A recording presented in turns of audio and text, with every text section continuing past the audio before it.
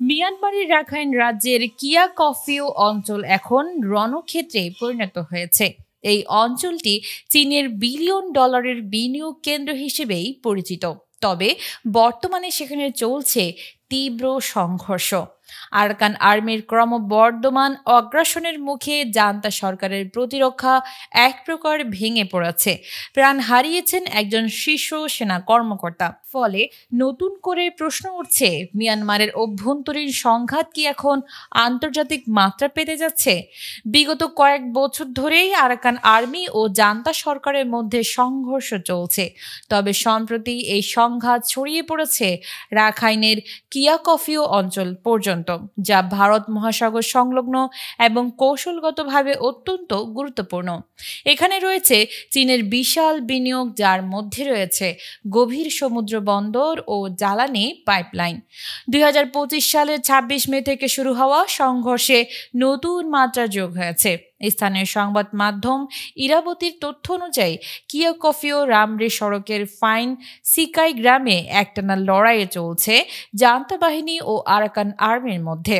সংঘর্ষে প্রাণ হারিয়েছেন এক উচ্চপদস্থ সামরিক কর্মকর্তা, যাকে আরাকান আর্মির স্নাইপারের গুলিতে নিহত করা হয়েছে বলে জানা গেছে। তার মরদেহ একটি বিশেষ বিমানে করে ইয়াঙ্গুনে নেওয়া হয় এবং সামরিক মর্যাদায় দাফন করা হয় মিং লাডং কবরস্থানে। তবে এই ঘটনার পরেও যুদ্ধ থামেনি, বরং কিয়াকফিউ শহরের ভেতরই এখন লড়াই পৌঁছে গেছে। এই শহর কেবল অর্থনৈতিকভাবে নয়, কৌশলগত দিক দিয়েও মিয়ানমার ও চীনের জন্য গুরুত্বপূর্ণ।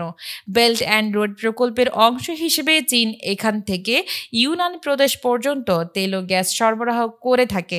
ফলে এই অঞ্চলে নিয়ন্ত্রণ হারানো মানে চীনের জন্য একটি বড় ধাক্কা।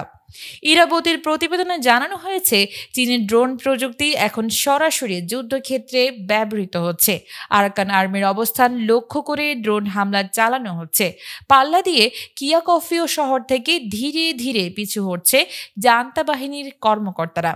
এই শহরে গড়ে উঠেছে চীনের বিলিয়ন ডলারের গভীর সমুদ্র বন্দর, যার দখল হারানো মানে শুধু অর্থনৈতিক নয়, কৌশলগতভাবেও বিশাল ক্ষতি। ইতোমধ্যে আরাকান আর্মি রাখাইন রাজ্যের 17টি টাউনশিপের মধ্যে 14টি নিয়ন্ত্রণ নিয়েছে। দক্ষিণে পালেতোয়া অঞ্চলও তাদের নিয়ন্ত্রণে রয়েছে। এখন তাদের লক্ষ্য রাজ্যের রাজধানী সিতুয়ে।